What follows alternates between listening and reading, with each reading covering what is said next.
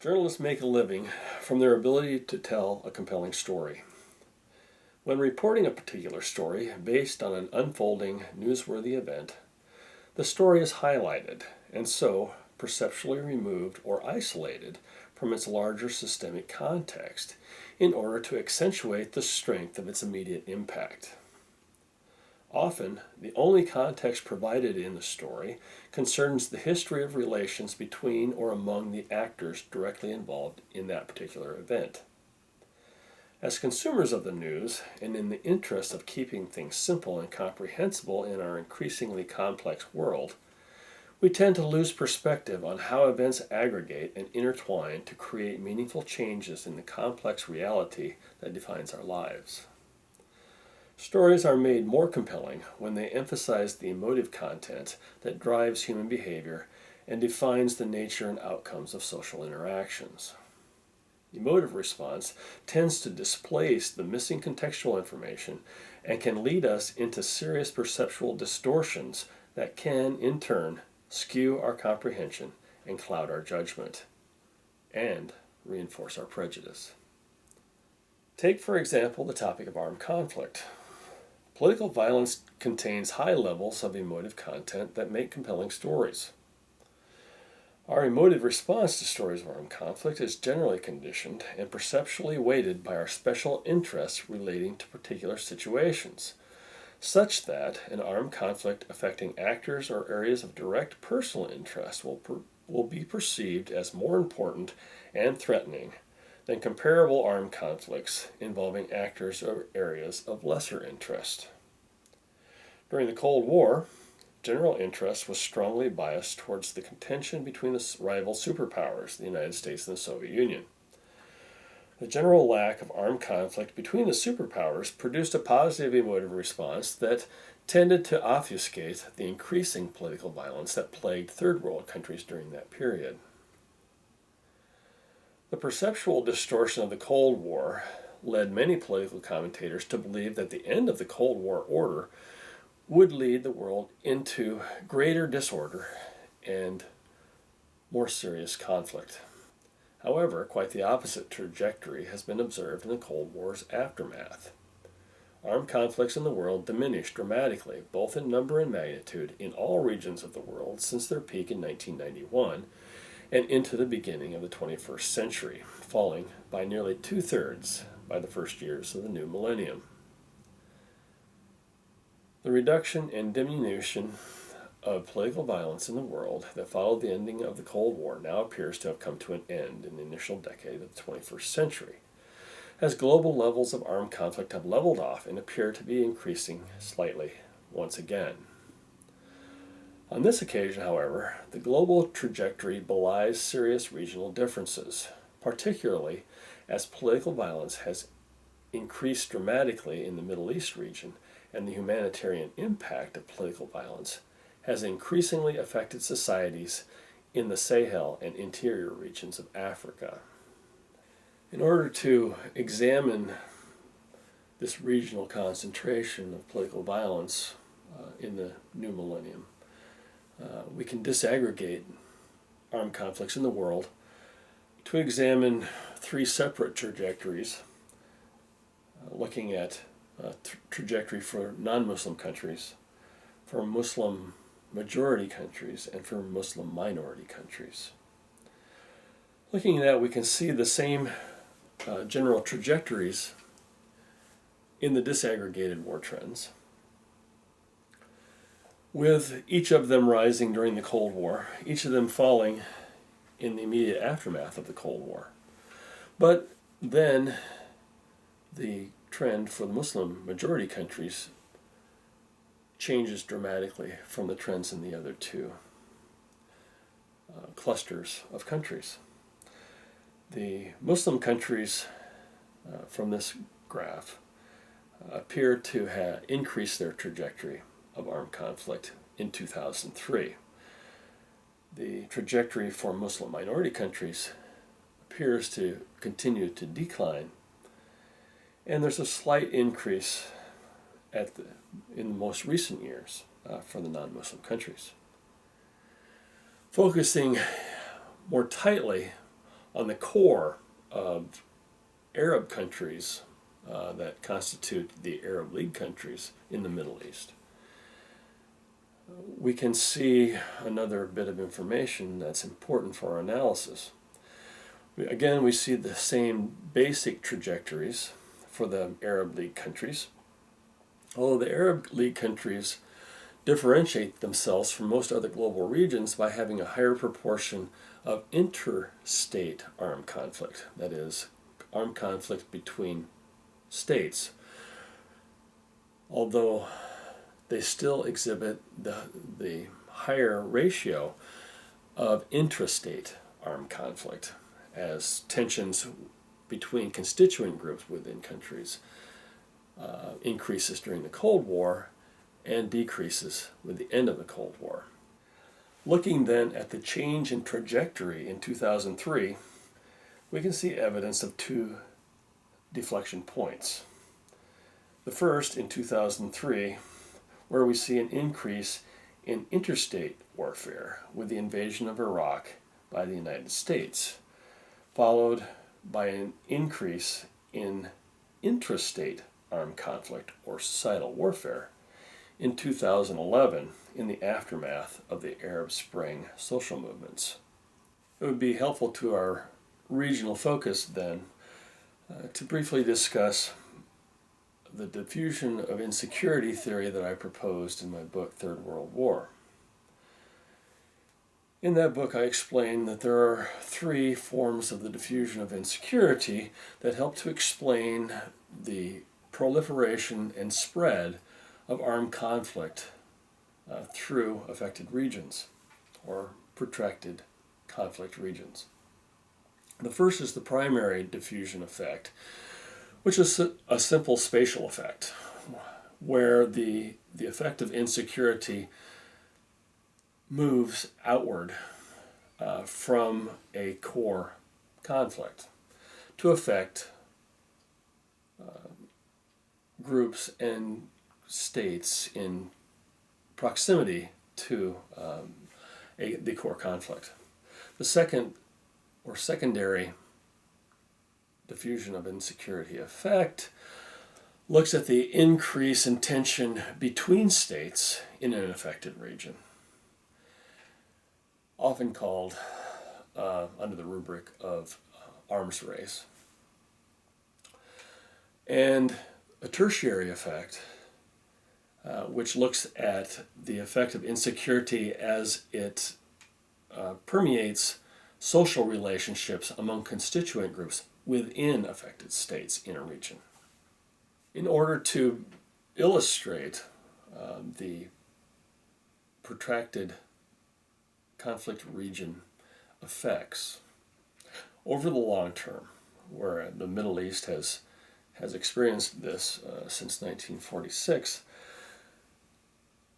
we need to look at the condition this region was in at the beginning of the period of interest, which is the current period, starting with the 2001 attacks by Al-Qaeda on the United States.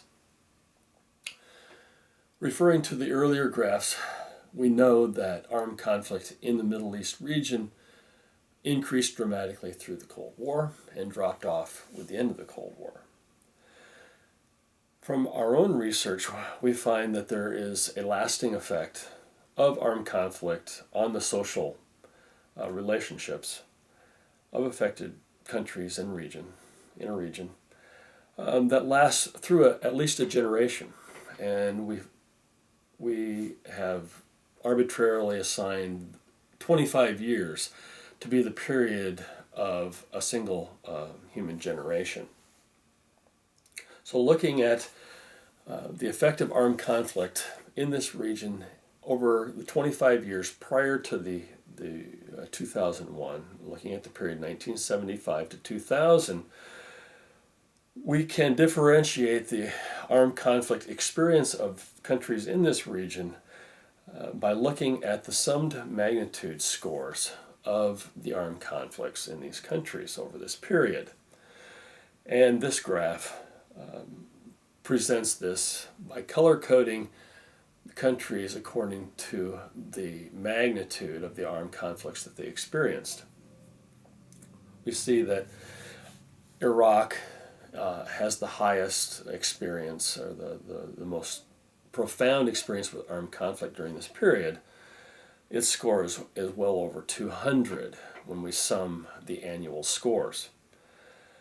Other countries then are coded in lightning colors: dark red, red, orange, yellow, and then white for those countries that experience no armed conflict during this period.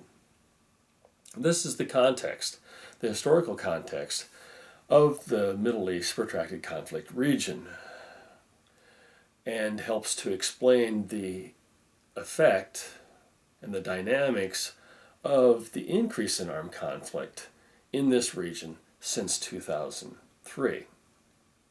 We'll pick up the story, however, in 2001, in September, with the armed attacks on the United States.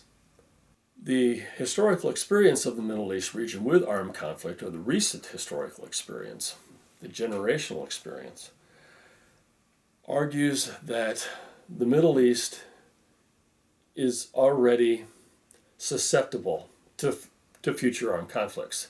It's been weakened by its previous experience with armed conflicts. Infrastructure has been deteriorated.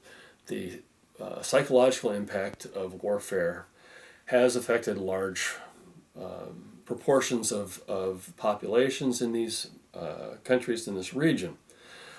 And so a new increase in armed conflict, or new increase in social tensions in this region, can be expected to have a very fast effect throughout this region and affect the whole region, what I would call a cascading effect. And we'll see evidence of this in this series, this time-lapse series of snapshots, looking at existing armed conflicts, which are shaded bursts, and the onset of new armed conflicts, which are solid color bursts. And this will then plot all armed conflicts in the region from late 2001 through early 2015. The time-lapse series allows us to observe the intensity and the magnitude of the effects of this new trajectory, this new increase in armed conflict in this particular affected region. What's not observable is the deeper effects of armed conflict in affected populations. The deeper effects relate to the development of black market networks, black market social networks, black social networks, negative networks of social relations, whereas positive networks tend to break down under the threat of violence. Black market and black effects tend to increase. We see an increase in the black market trade in arms and ammunition and weapons. In order to pay for those weapons, we see an increase in the black market trade in stolen goods, or even the selling of existing wealth to pay for increased weaponry, which perceptually would be equated with increasing personal security.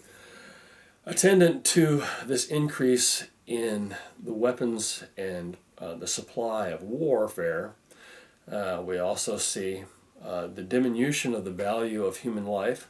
So we see an increase in human trafficking for sexual purposes, an increase in the use of forced labor, the targeting of minority groups, the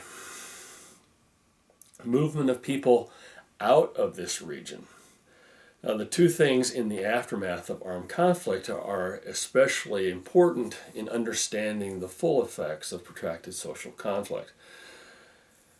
The development of these black market and black social network effects are that regional strongmen come to dictate terms socially in social interactions through the force of their use of weapons. Even after, in the aftermath of armed conflict, armed groups still remain, and their skills are still gearing them towards service of using force to create effect.